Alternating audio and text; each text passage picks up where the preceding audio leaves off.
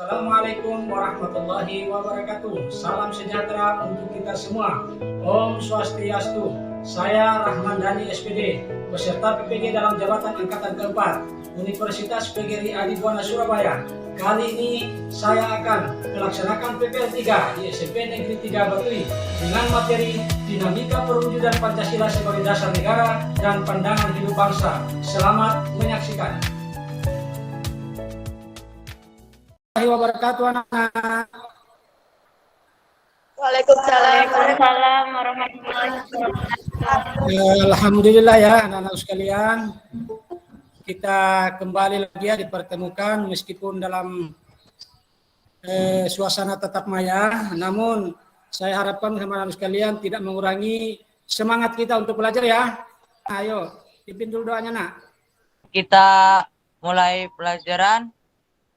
Mari kita berdoa. Berdoa selesai. Iya, terima kasih banyak ya atas bantuannya. Kemudian ya, saya cek dulu kehadiran.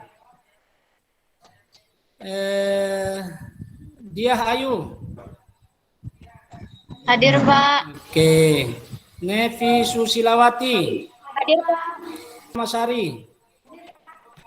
Ya, semester 1 ini di kelas 9 anak sekalian kita mempelajari tentang dinamika ya. Dinamika perwujudan Pancasila sebagai dasar negara dan pandangan hidup bangsa.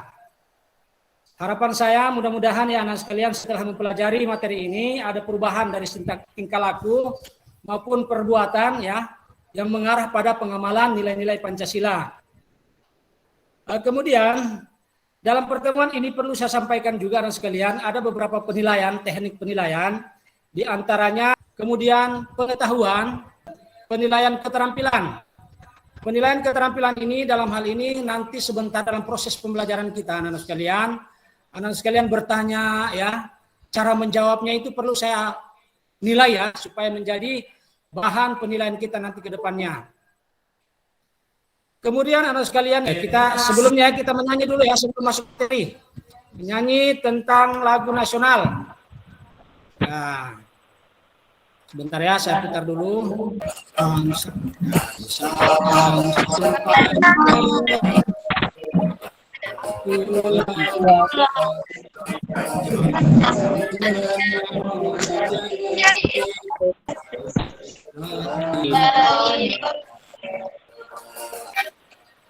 Oke ya, alhamdulillah ya kita semua menyanyi.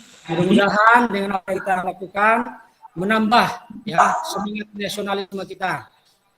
Sekarang saya masuk dengan tujuan pembelajaran ya. Sudah lihat, perhatikan untuk tujuan pembelajaran yang pertama setelah mempelajari materi tentang dinamika perwujudan Pancasila sebagai dasar negara dan pandangan hidup bangsa. Peserta didik dapat menunjukkan nilai-nilai spiritual, disiplin, dan tanggung jawab. Kemudian percaya diri sebagai bentuk sikap beriman dan bertakwa kepada Tuhan Yang Maha Esa. Akhir, peserta didik mampu menganalisis perwujudan nilai-nilai Pancasila dalam berbagai kehidupan dengan baik dan benar. Oke, sekarang kita masuk ya pada slide berikutnya. Setelah mengetahui tujuan pembelajaran, ya ini materi kita untuk pertemuan kali ini. Pertama yang perlu kita pelajari penerapan Pancasila dari masa ke masa. Kemudian yang kedua dinamika nilai-nilai Pancasila sesuai dengan perkembangan zaman. Dan yang terakhir yang ketiga perwujudan nilai-nilai Pancasila dalam berbagai kehidupan. Nah ini anak-anak sekalian, saya akan menampilkan videonya ya. Nanti anak sekalian simak. Kemudian dalam hal ini setelah selesai menyimak videonya, saya akan memberikan kesempatan untuk bertanya terkait dengan video yang saya tampilkan. Silakan ya. Pun sebab pembahasannya kita akan belajar tentang penerapan Pancasila dari masa ke masa ya. Baik, langsung saja kepada pembahasan, di mana pembahasan yang pertama yaitu tentang masa awal kemerdekaan tahun 1945 sampai dengan 1959. Yang kedua yaitu masa Orde Lama, di mana masa Orde Lama itu sekitar tahun 1959 sampai dengan 1960. Silakan. Ya, siapa? Ya, silakan. Nah, ya. Dia. Oke, silakan. Coba sebutkan pemberontakan yang terjadi pada masa awal kemerdekaan Republik Indonesia. Iya, pertanyaan yang baik sekali ya. Di situ dia tanyakan bahwa coba disebutkan ya pemberontakan apa saja ya yang terjadi di awal kemerdekaan sesuai dengan menanyakan. Siapa yang bisa bantu saya menjawab pertanyaan dari dia? Oke, ya Rukmini silakan. Pemberontakan yang terjadi pada masa awal kemerdekaan diantaranya 1. PKI di Madiun, pimpinan Moko. 2. Pemberontakan Darul Islam atau Tentara Islam Indonesia. Sekian Pak. Iya, tepuk tangan dulu yang meriah. Ya, kita sudah berhasil menjawab. Jadi itu memang ada beberapa gerakan-gerakan yang menjadi pemberontakan di awal kemerdekaan. Kemudian lanjut, terkait dengan materi ya yang saya tampilkan dalam video, kalau memang masih ada yang bertanya silakan nak. Saya Pak. Iya Erlin, silakan Erlin. Sebutkan 2 tokoh yang tewas dalam serangan yang dilakukan oleh Angkatan Perang Ratu Adil (APRA) saat melakukan kudeta terhadap pemerintah Republik Indonesia pada tanggal 23 Januari 1950. Ya Tessa, silakan Tessa. Yang pertama Menteri Pertahanan Sultan Hamengkubuwono IX dan Sekretaris Jenderal Ali Budiarjo. Iya, betul ya. Ada 2 memang ya, kita punya tokoh bangsa yang tewas pada saat pergerakan APRA ya. Kemudian kita lanjut ya, terkait dengan materi ini juga ya. Masih ada yang mau bertanya? Masih ya? Oh iya, siapa? Saya Pak. Ya, silakan Ryan. Pada masa Orde Lama terjadi pemberontakan PKI tanggal 30 September 1965. G30 SPKI oleh DNIG. Apa tujuan dari pemberontakan PKI pimpinan DNIG? Apa tujuan? Apa yang menjadi tujuan pemberontakan? Pasti bisa tahu ini. Siapa yang bisa bantu saya? Jawab. Saya Pak. Ya, silakan Nak. Gina. Tujuan adalah menjadikan negara Indonesia sebagai negara komunis yang berkiblat ke negara Uni Soviet serta mengganti Pancasila dengan paham komunis. Iya, silakan ya. Ini ada yang bertanya lagi terkait dengan materi bahwa pada prinsipnya 30 SPKI itu PKI memberontak, ada beberapa memang jenderal yang menjadi korban, ya. Coba siapa yang bisa jawab pertanyaan ini? Saya Pak. Ya Tessa, ya silakan Tessa. Pertama Jenderal Ahmad Yani, kedua Letnan Jenderal M.T. Haryono, ketiga Kapten Pire Tendean, keempat Letnan Jenderal S. Parman, kelima Mayor Jenderal D.I. Panjaitan, keenam Mayor Jenderal Sutoyo Siswomiharjo, dan ketujuh Letnan Jenderal Anumerta Suprapto. Iya, terima kasih banyak ya Nak ya sudah membantu saya terkait dengan menjawab beberapa pertanyaan. Selanjutnya, silakan. Pada masa Orde Lama 1959 sampai 1966, Presiden Soekarno mengeluarkan Dekret Presiden pada tanggal 5 Juli 1959. Coba sebutkan isi dari Dekret Presiden tersebut. Iya, berarti dia menanyakan isi ya daripada Dekret Presiden. Nah, siapa yang tahu ini? Kalau sering membaca, sering belajar pasti tahu. Ya Erlin, ya silakan Erlin. Satu, karena pembubaran konstituante.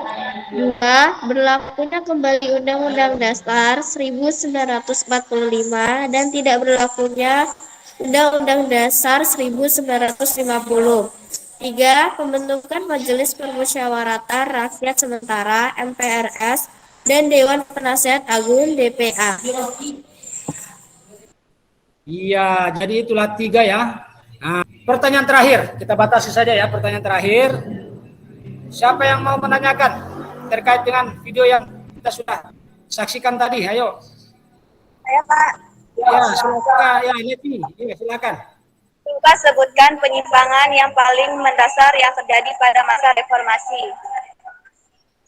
Ya, berarti ditanyakan di sini penyimpangan yang paling mendasar ya terkait dengan terkait dengan masa reformasi. Siapa yang bisa jawab? Saya Pak. Ya, Dina, silakan Dina. Adanya kehidupan masyarakat yang serba bebas meliputi kebebasan berbicara, kebebasan berorganisasi, berekspresi, dan sebagainya. Kebebasan tersebut di sisi lain dapat memacu kreativitas masyarakat, tapi di sisi lain juga bisa mendatangkan dampak negatif yang merugikan bangsa Indonesia sendiri. Hal negatif tersebut diantaranya munculnya pergaulan bebas, komunikasi agresika, narkoba, dan keras, si anarkisnya dan lain-lain sehingga memicu terjadinya dan penurunan moral. Kita beri aplaus dulu untuk kita semua untuk penampilan yang sangat luar biasa ya. Nah, harapan saya proses pembelajaran ini supaya lebih aktif lagi, supaya lebih semangat lagi. Nah, saya lanjutkan ya, tolong disimak lagi untuk poin-poin saya. Kembali memberikan penguatan bahwa setelah menyaksikan tadi video pembelajaran, di sini saya hanya memberikan penguatan sekali lagi bahwa penerapan Pancasila dari masa ke masa itu ada beberapa hal, ada beberapa masa. Yang pertama masa awal kemerdekaan, kemudian yang berikutnya masa awal kemerdekaan tersebut itu ada beberapa pemberontakan ya yang terjadi. Di antaranya tadi sudah anak sekalian saksikan dan sudah ditanyakan, termasuk dari ada yang namanya pergerakan APRA, kemudian ada G30 SPKI dan lain sebagainya ya. Oke, kita lanjut lagi untuk sesi yang terakhir ya, terkait dengan materi yang perwujudan nilai-nilai Pancasila dalam berbagai kehidupan. Pertanyaan terakhir. Ya, pertanyaan terakhir. Jelaskan bentuk partisipasi masyarakat dalam mewujudkan nilai-nilai Pancasila di bidang pertahanan dalam masyarakat. Iya, di sini disuruh jelaskan ya bentuk partisipasi masyarakat dalam mewujudkan nilai-nilai Pancasila. Silakan, siapa yang bisa jawab? Ya, Rutini. Nah, ayo, harus semangatnya ya. Bentuk partisipasi rakyat dalam pembelaan negara yang sudah ada dalam masyarakat seperti sistem ronda atau sistem keamanan lingkungan secara diam. Di beberapa daerah juga terdapat lembaga masyarakat atau adat yang bertugas menjadi keamanan masyarakat. Ya, untuk mengakhiri ya, kita punya materi. Siapa yang bisa simpulkan ya? Siapa yang bisa simpulkan terkait dengan materi ini? Silakan. Dina, ayo silakan Dina. Kesimpulannya, sebagai warga negara yang baik, kita harus mengingat sejarah terutama tentang perumusan Pancasila sebagai dasar dan pandangan hidup bangsa agar rasa cinta terhadap Pancasila semakin kuat. Nilai-nilai Pancasila tidak hanya dihafal, tapi harus dipraktikkan dalam kehidupan sehari-hari, baik dalam lingkungan sekolah, masyarakat, maupun bernegara. Pancasila adalah dasar negara yang paling tepat bagi bangsa Indonesia karena mampu menyatukan berbagai macam perbedaan yang ada di Indonesia. Iya, luar biasa ya. Coba beri aplaus dulu untuk yang menyimpulkan materi kita ya. Nah, sangat-sangat baik. Saya tegaskan, saya menguatkan kepada anak sekalian, implementasi itu yang penting ya. Penerapan dalam kehidupan nilai-nilai Pancasila itu yang penting. Kemudian saya ingatkan kembali ya anak sekalian, di akhir materi kita ini saya nanti akan kirim LKP ya, lembar kerja peserta didik. Tolong diselesaikan, dijawab, kemudian kirim lewat WA saya. Nanti di situ akan ada penilaian pengetahuan ya anak sekalian ya. Bisa ya? Bisa Bapak. Bisa ya? Ya, semangat nak ya, semangat. Masih semangat. Ya, alhamdulillah ya, pada hikmahnya ya. Demikian barangkali ya yang perlu saya sampaikan hari ini. Jadi lengkapnya barangkali kita tutup dengan doa ya. Silakan Nak Teguh, berdoa dulu untuk menutup kegiatan. Sebelum kita mengakhiri pelajaran ini, mari kita berdoa masing-masing. Berdoa selesai. Ya, alhamdulillah dengan akhirnya doa tadi, berakhir doa perjumpaan kita. Sekian, saya ulangi. Assalamualaikum warahmatullahi wabarakatuh dan selamat siang. Assalamualaikum warahmatullahi wabarakatuh.